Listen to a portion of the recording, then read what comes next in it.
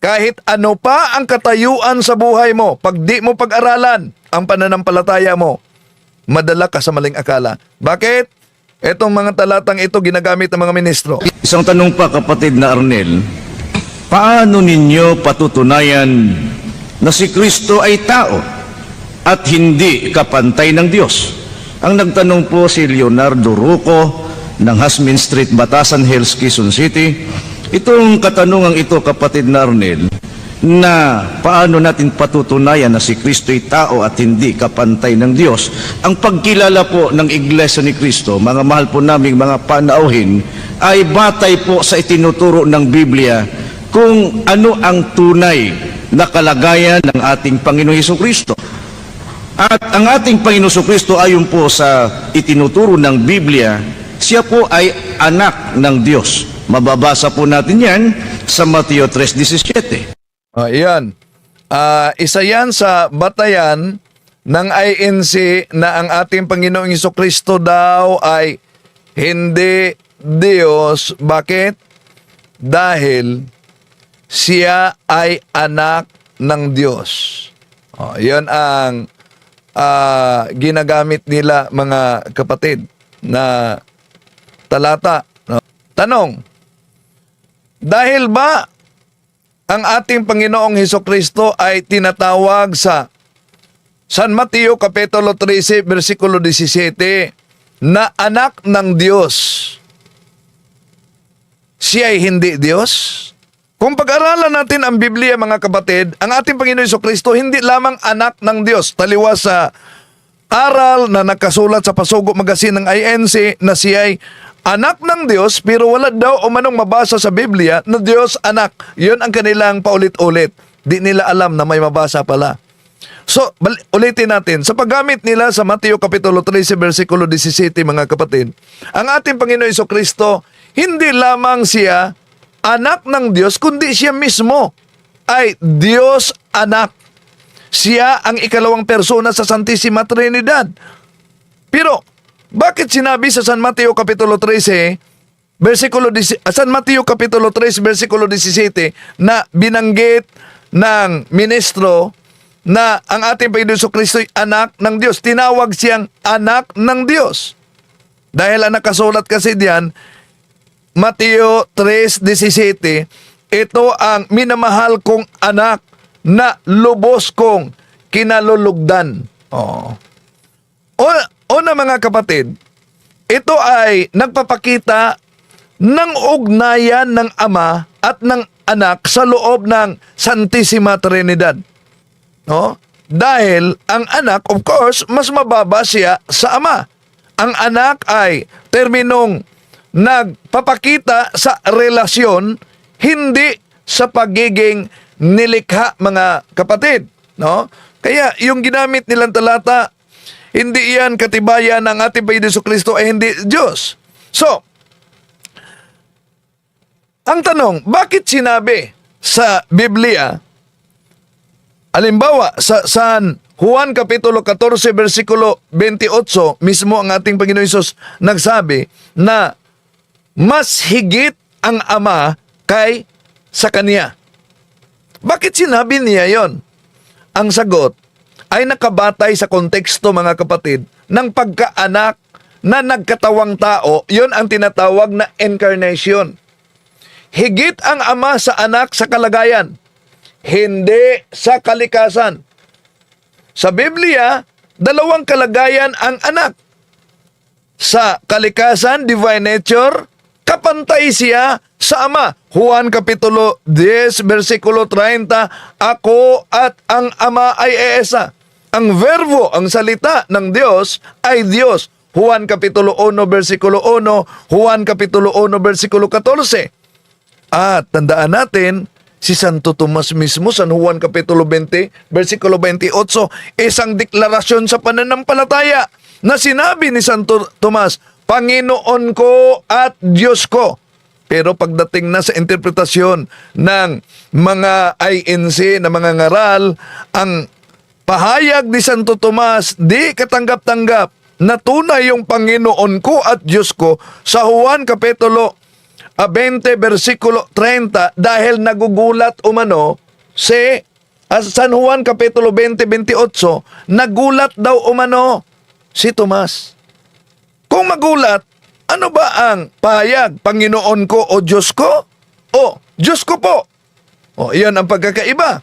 So, ang buong kapuspusan mga kapatid ng pagka-Diyos ay nananahan mismo sa ating Panginoon Jesucristo. Mabasa yan sa Colosas Kapitulo 2, versikulo 9.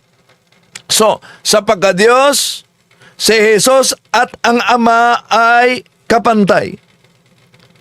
Sa kalagayan ng pagpakababa, yung tinatawag na incarnation, mas mataas ang Ama sa ating Panginoon Jesucristo. Nang nagkatawang tao si Jesus, mas mababa siya. Bakit? Tingnan niyo yung Pilipos Kapitulo 2, versikulo 6 hanggang 8. Kahit na siya'y nasaan yung Diyos, nagpakababa. Ano daw? Iniiwasan ba nila yan? Kahit nasaan yung Diyos, nagpakababa. Kaya nga, sinabi niya sa 14, ako at ang Ama, ang Ama ay higit sa akin. Pero alam niyo, may babala ang mga alagad, ang mga tagapagturo noon. Lalo na si San Juan, sa mga taong hindi maniniwala na si Kristo'y tunay nga nagkatawang tao. Asan yan? Ikalawang Juan, Kapitulo 2, Ikalawang Juan, Kapitulo 1, versikulo 7, ito ang mabasa natin sa Contemporary English Version. Many liars have gone out into the world. These deceitful liars are saying, Jesus Christ did not have a truly human body, but they are liars and enemies of Christ. Yon sa Contemporary English Version na ginagamit ng mga ngaral, lalo na sa INC mga kapatid. No? So, kung di talaga pag-aralan, madala talaga sa ganitong uri na pangaral nila. Tuloy natin. Si Kristo po ay ginawang Panginoon. Ang gumawa sa Kanya, ang Diyos. O, yan. So, paano ninyo sasagutin gamit yang Gawa Kapitulo 2, versikulo 36 na ang ating Panginoong Hesukristo ay ginawang Panginoon. So, therefore, dahil siya ay ginawang Panginoon, abay, hindi na siya Diyos. O, para maunawaan ninyo mga kapatid, halimbawa, no? Yung isang guro, kinumbinsi siya na gawin kitang guro sa isang paaralan. Ang tanong, di ba siya guro dahil gawin siyang guro sa isang paaralan? Guro na siya. Okay. Sa litra por litra na gusto ng ibang mga ministro ni Felix Manalo, mga kapatid, alam nyo, sa kanilang mga Pasugo magazine, nakasulat talaga yan na si Kristo'y tao. Sa susunod, pakita natin. Siya'y tinawag na anak ng Diyos, pero walang mabasa na siya'y Diyos anak. Wala daw. At hindi lang yan mga kapatid.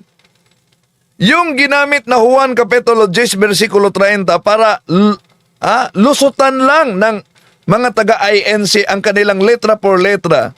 Ang susunod nilang panlitong katanungan diyan sa Juan Kapitulo 10, versikulo 30. Mabasa ba diyan sa Juan Kapitulo 10, versikulo 30 na sinabi na ako at ang Ama ay iisa, sila'y iisa sa pagiging Diyos? Mabasa ba yan? Well, dahil gusto sila letra por letra, paano nyo sasagutin? Ginamit nila, mga kapatid, alam nyo ba? Anong ginagamit nila? Yung tinatawag na Amplified Bible. Bakit? Tingnan natin, silipin natin. Juan 10:30 sa Amplified Bible. I and the Father are one.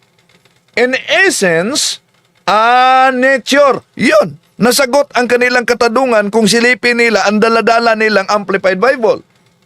Napakalinaw pala. Sagot yan sa kanilang hinahanap na nagigibang isa sa pagka-Diyos. I and the Father are one. In essence, a nature. Oh. Huwag niyong sabihin na di nila nabasa yan sa tagal na nila na ginagamit ang naturang talata. Huwag niyong sabihin di niyo nabasa yan. Pagkatapos, yung hinahanap nila, walang mabasa na siya ay tinatawag na Diyos anak. May mabasa na anak ng Diyos. Sandali muna. Di ba ginamit ng mga ministro itong Bible na ito? Nakita nyo ba kung ano yung hinawakan? No. Palapitan natin. Ito po, ang salita ng Diyos. Dahil bawat doktrina nila, ginamit nila sa Efeso Kapitulo 4, versikulo 17, ginamit nila ito dahil bawat doktrina may katumbas na salin ng Biblia. Anong punto dito? Dahil ginagamit nila ang salita ng Diyos at sa matagal ng panahon sinasabi nila na sa Biblia, si Kristo'y tinatawag na anak ng Diyos, pero walang mabasa sa Biblia na siya ay Diyos anak. Well, sandali muna. Tingnan natin ang Juan Kapitulo 1, versikulo 18 sa ginagamit nila ang salita ng buhay. Yan. Wala pang nakakita sa Diyos Ama kahit kailan. Subalit, pinakilala siya sa atin ng Diyos anak. O ano daw? Ipinakilala sa atin ng Diyos anak. O, akala ko ba walang mabasa sa Biblia na anak ng Diyos? O Diyos anak? Ano ngayon? Di ba? Napakalinaw. At mas malinaw pa sa sikat ng araw, mga kapatid, na ang ating Panginoon Jesucristo sa Biblia ay tinatawag na anak ng Diyos. At yung Biblia na yan ay Biblia pa na ginagamit mismo ng mga INC sa kanilang programa. Ayan. Ginagamit nila mismo ang naturang Biblia, mga kapatid. Ngayon, puntahan naman natin itong ginawa siyang Panginoon. Juan, Gawa Kapitulo 2, versikulo 30. Yon ang kanilang ginagamit, mga kapatid, para 36. Para patunayan na ang ating Panginoon Jesucristo ay hindi Diyos. Ano daw? Tingnan niyo. Gawa Kapitulo 2, versikulo 36. Hindi Diyos si Kristo. Hindi siya kapantay sa Diyos. Dahil ginawa lang siyang Panginoon. Yan ang madalas na ginagamit ng mga ministro ng INC. Gawa Kapitulo 2, versikulo 36. Para kontrahin. Para pasubalian, mga kapatid, ang pagiging Diyos ng ating Panginoong Hesukristo. Hindi daw porket Panginoon ay Diyos na ang ating Panginoong Hesukristo. So, para sa INC, may dalawa silang Panginoon. Panginoong Diyos, ang Ama, at Panginoon na hindi Diyos, si Kristo. So, ang rason nila, mga kapatid, dahil daw may Diyos na ginawang Panginoon si Kristo. O paano ninyo sasagutin pag gagamitin ng mga binestro at mga mangaral sa INC itong Gawa Kapitulo 2, versikulo 36. Kaya't dapat malaman ng buong Israel na itong si Jesus na ipinako ninyo sa cross ay siyang ginawa ng Diyos na Panginoon at Kristo. O, yan.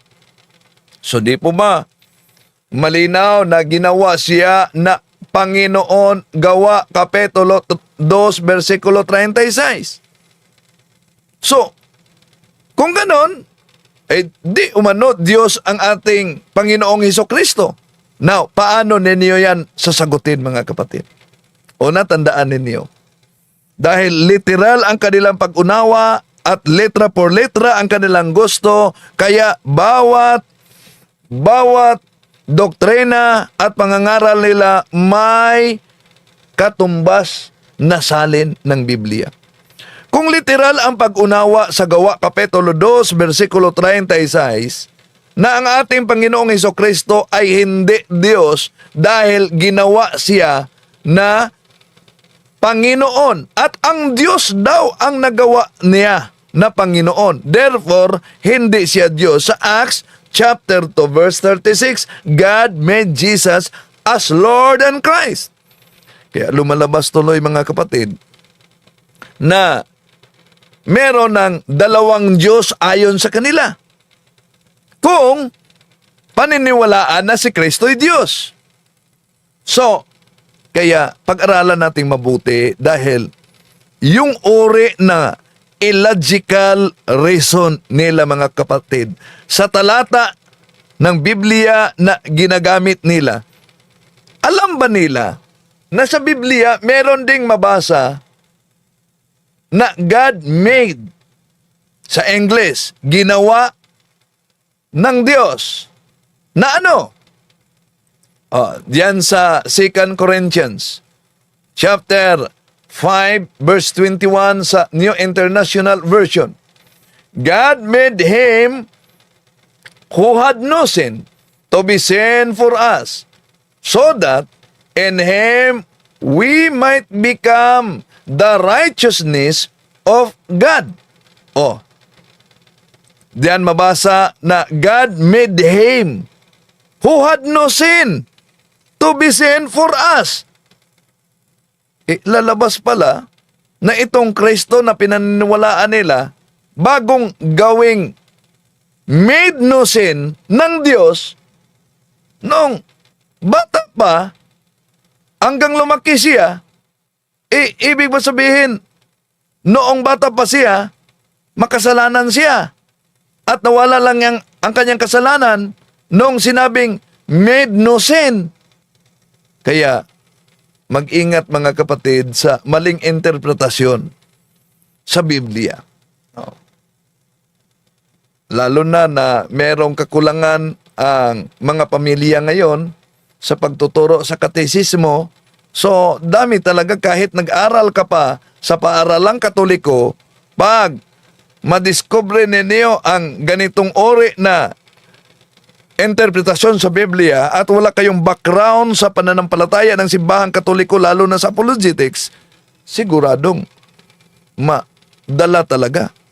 So, yung Gawa Kapitulo 2, versikulo 36, mga kapatid, ang tanong diyan, kailan ba nag-umpisa ang pagiging Panginoon ni Kristo? Kaya, para sa kanila, hindi siya Diyos. Natandaan natin, hindi nila binasa dahil pinutol nila, mga kapatid, lalo na sa mga ngaral sa INC, ang talata bago dumating yung Acts chapter 2 verse 36. At iyon ang Gawa Kapitulo 2 versikulo 34-35. Ito po ang ating mabasa. For David did not go up into heaven, but he himself said, the Lord said to my Lord, sit at my right hand until I make your enemies a footstool for your feet. O, see? Yun ang iniwasan diyan. Napansin niyo ba sa talata Gawa Kapitulo 2 versikulo 34-35. Yan sa 34 hanggang 35 ay naikot lang ni San Apostol Pedro, mga kapatid, mula mismo sa sulat sa ni Propeta David sa Lumang Tipan. At yon ay sa Awit Kapitulo 110 versikulo 1. Ano po ba ang sabi sa Psalm chapter 110 verse 1, New American Version? The Psalm of David, the Lord says, "To you, my Lord, take your throne at my right hand, while I'll make your enemies your footstool."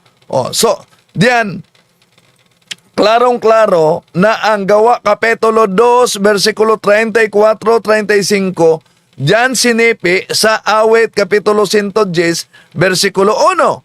Ano daw? Ang Panginoon ay nagsalita sa isa pang Panginoon. Napansin nyo? Ang Panginoon ay nagsalita sa isa pang Panginoon habang nakaupo sa tabi ng isa pang Panginoon. Ang isa pang Panginoon diyan ay tumutukoy na walang iba kundi yung tinatawag na pre-existed. At iyon ang ating Panginoong Hesus. Dahil siya yung uupo sa trono sa bandang kanang kamay ng Ama.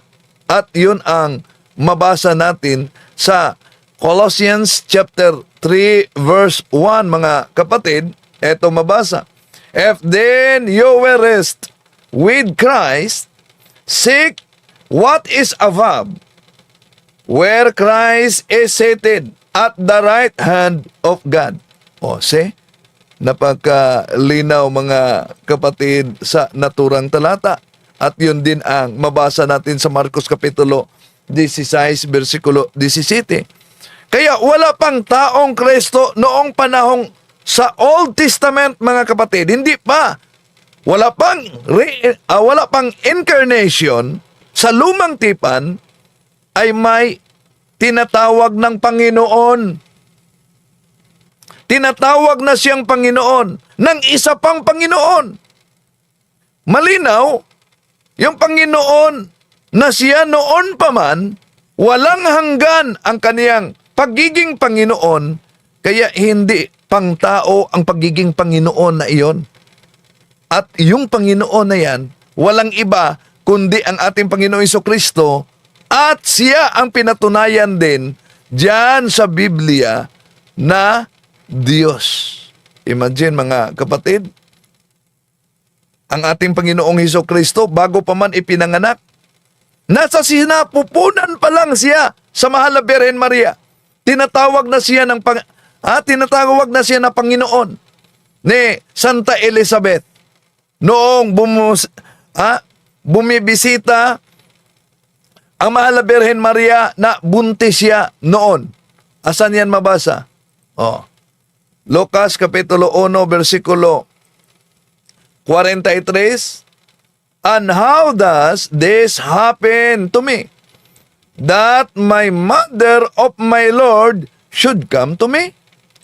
Mother of my Lord. Ina ng aking Panginoon. Napakalinaw, mga kapatid.